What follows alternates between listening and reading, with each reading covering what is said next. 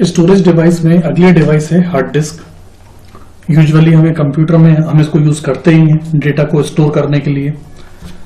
तो last class में हमने मैग्नेटिक डिस्क को समझा था। मैग्नेटिक डिस्क का ही ये ऑप्टिमाइज्ड फॉर्म है, या यूं कहा जा सकता है कि मैग्नेटिक डिस्क को ही मॉडिफाई करके हार्ड डिस्क के फॉर्म में प्रेजेंट किया गया है। हार्ड डिस्क ड्राइव साधारणतः हार्ड ड्राइव या हार्ड डिस्क नॉन वोलेटाइल, एक स्थायी नॉन वोलेटाइल डेटा संग्रहण इकाई होती है। नॉन वोलेटाइल जैसा मैंने पहले बताया था कि एक बार इसमें डेटा स्टोर कर दिया तो जब तक इसे डिलीट नहीं किया जाएगा या वो किसी कारण से खुद करप्ट नहीं होता है तब तक उसमें डेटा स्टोर रहता ही है। इस तरह के स्टोरेज को नॉन वोलेटाइल स्टोरेज कहा जाता है, जो डिजिटल रूप में डेटा को चुंबकीय सतहों वाले घूमते हुए प्लेटर्स पर तेजी के साथ संग्रहित करता है। हार्ड डिस्क की आंतरिक संरचना ये दिखाई हुई है। इस आंतरिक संरचना में आप डिस्क की तरह ये गोल मेटल के प्लेटर्स देख रहे होंगे। ये मेटल के प्लेटर्स पर ही डेटा स्टोर होता है। इस तरह के कई प्लेटर्स आप देखिए एक के ऊपर एक रखे हुए हैं, और इनमें से डेटा को डालने के लिए यानी कि राइट करने के लिए या डेटा को निकालने यानी कि रीड करने के लिए इस हेड का इस्तेमाल किया गया है। ठीक उसी तरह से जैसे ग्रामोफोन में सीडी, ग्रामोफोन में टेप पे से सॉन्ग को सुनाने के लिए एक तरह का हेड लगा होता है, ठीक उसी तरह ये कई तरह की यहाँ पर मेटल प्लेटर्स हैं। इन प्लेटर्स में डेटा को डालने या निकालने के लिए इस हेड का प्रयोग किया गया है। यह मैग्नेटिक डिस्क के सिद्धांत पर ही कार्य करती है। सर्वप्रथम हार्ड डिस्क आईबीएम का 350 स्टोरेज यूनिट थी, जिसे 1956 में 305 रोमेक कंप्यूटर में प्रयुक्त किया गया था। यानी कि पहली बार इस हार्ड डिस्क को 1956 में यूज में लिया गया था। इसमें मैग्नेटिक डिस्क का प्रयोग किया गया तथा 50 लाख 7 बिट डेटा संग्रहित किया जा सकता था। लेकिन आज जो डिस्क ड्राइव प्रयोग कर रहे हैं उसकी तकनीक आईबीएम ने 1973 में इजाद की थी, जिसे विंचेस्टर डिस्क के नाम से जाना जाता था। यानी शुरुआती समय में इसी तरह की एक और डिस्क डेवलप की गई थी 1973 में, और उस डिस्क को नाम दिया गया था विंचेस्टर डिस्क। जैसा मैंने पहले बताया कि हार्ड डिस्क लगभग मैग्नेटिक डिस्क का ही प्रतिरूप होती है। प्रतिरूप मतलब उसी के फॉर्मेट पे ही बनी हुई होती है। मैग्नेटिक डिस्क को जहां उपयोग में लाने के लिए डिस्क ड्राइव की जरूरत होती है, जैसे अभी के समय में सीडी को चलाने के लिए या डीवीडी को चलाने के लिए ड्राइवर की जरूरत होगी, ठीक उसी तरह से इसका मतलब है कि मैग्नेटिक डिस्क को चलाने के लिए डिस्क ड्राइव की आवश्यकता होती है। लेकिन हार्ड डिस्क सीपीयू बॉक्स के अंदर ही लगी होती है। इसे चलाने के लिए किसी अलग से ड्राइवर की जरूरत नहीं होती, ये सेल्फ ड्राइवर होती है। हार्ड डिस्क अपने आप में चलने में खुद सक्षम है, इसे किसी सेपरेट ड्राइवर की जरूरत नहीं होती है चलने के लिए। समय के साथ साथ हार्ड डिस्क का साइज बढ़ता गया है। 20 GB से लेकर 2 टेराबाइट और इससे भी ज्यादा तक की हार्ड डिस्क उपलब्ध है। यहाँ हम 20 MB संग्रहण क्षमता की हार्ड डिस्क संबंध कुछ तथ्यों की जानकारी प्रस्तुत कर रहे हैं। नीचे एक कैलकुलेशन दिया गया है। इस कैलकुलेशन में बताया हुआ है कि 20 MB की हार्ड डिस्क में कुल अगर 4 सतहें हों तो किस किस तरह से डेटा को स्टोर किया जाएगा, ये आप नोट कर सकते हैं। हार्ड डिस्क को बेसिकली कंप्यूटर में यूज करने के लिए विकसित किया गया था, लेकिन अब हार्ड डिस्क के अनुप्रयोग यानी एप्लीकेशंस सिस्टम, कंप्यूटर सिस्टम से आगे बढ़ के और भी कई डिवाइसेस के साथ यूज में ली जाने लगी हैं। जैसे आप प्ले स्टेशन गेम देखते हैं, कई तरह के ऑडियो प्लेयर्स देखते हैं, डिजिटल कैमरास देखते हैं, उन सभी का डेटा हार्ड डिस्क में स्टोर किया जा सकता है। अगली स्टोरेज डिवाइस हमें पढ़नी है फ्लॉपी डिस्क।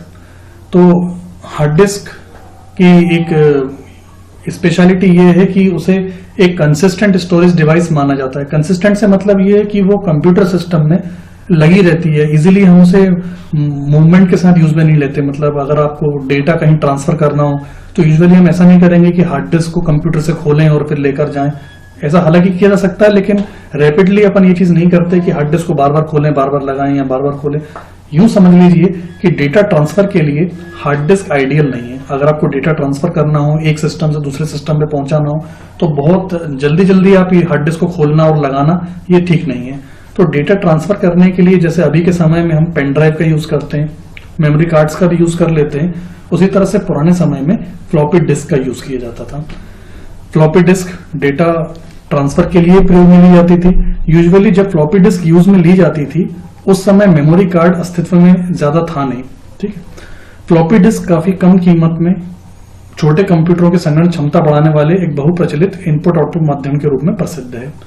यूं समझ लीजिए कि पुराने समय में जैसे कभी किसी को कॉलेज के प्रोजेक्ट सबमिट करने हो या कुछ डेटा वगैरह ट्रांसफर करना हो, तो उस समय डीवीडीज तो खैर एग्जिस्टेंस में थी नहीं, सीडीज वगैरह बहुत रेयरली यूज होती थी, तो उस समय फ्लॉपी डिस्क का ही यूज किया जाता था और ये मैग्नेटिक डिस्क की भांति ही कार्य करता था। मैग्नेटिक डिस्क की भांति फ्लॉपी डिस्क में भी ट्रैक और सेक्टर उपलब्ध होते थे। इस चित्र में आप फ्लॉपी डिस्क का डिजाइन देख सकते हैं।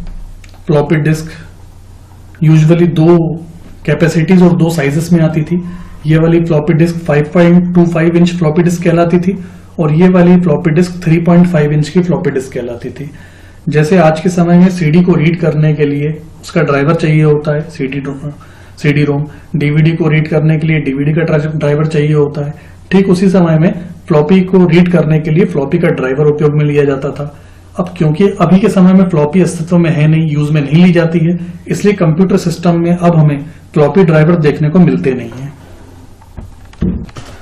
ये फ्लॉपी डिस्क एक प्लास्टिक के खोल में रहती थी, मतलब इसका कवर प्लास्टिक का होता था, फाइबर का होता था। इसका उपयोग करने के लिए फ्लॉपी डिस्क ड्राइव का उपयोग किया जाता था। जैसा मैंने बताया कि अगर फ्लॉपी डिस्क चलानी हो तो उसके लिए ड्राइवर की जरूरत होती थी। यह मैग्नेटिक डिस्क ड्राइव के सामान्य उपकरण होता है।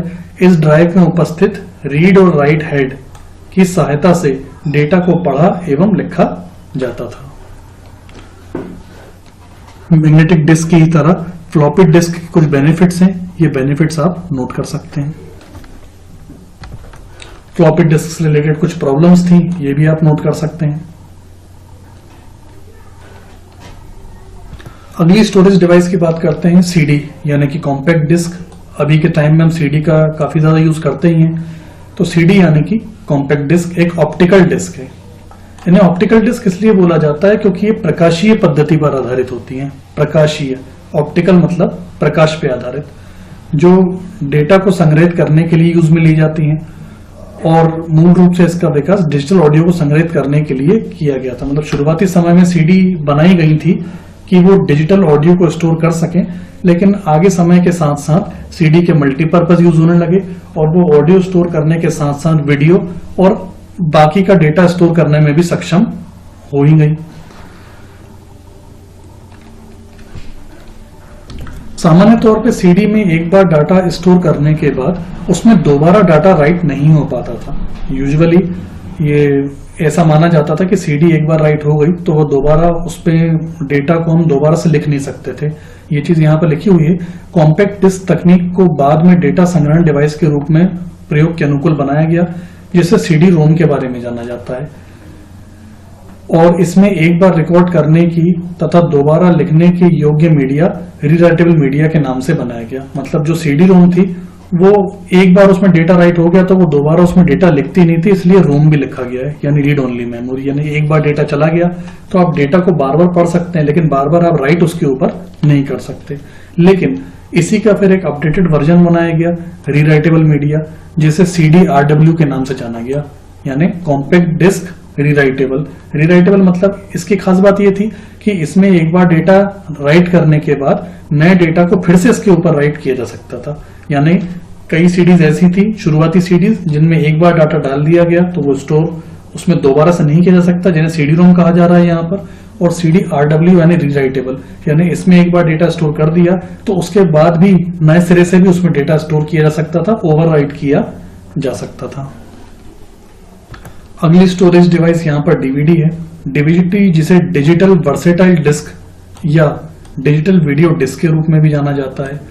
यूजुअली इनको बनाया गया था वीडियोज स्टोर करने के लिए। कई कंपनीज के द्वारा अपना वीडियो स्टोर करने के लिए इस तरह की डिस्क का प्रयोग किया गया था। ये सीडी का ही एक रूप, सीडी की ही तरह है, लेकिन ये सीडी के मुकाबले 6 गुना अधिक डेटा भंडारण करती हैं।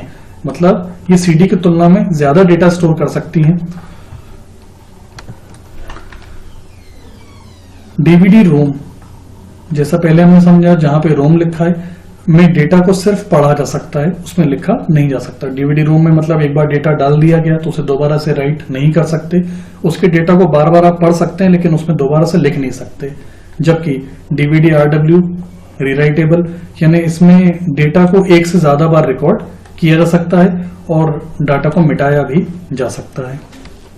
डीवीडी के डेटा स्टोरेज को लेकर ये कुछ बिंदु हैं जिन्हें आप नोट कर सकते हैं।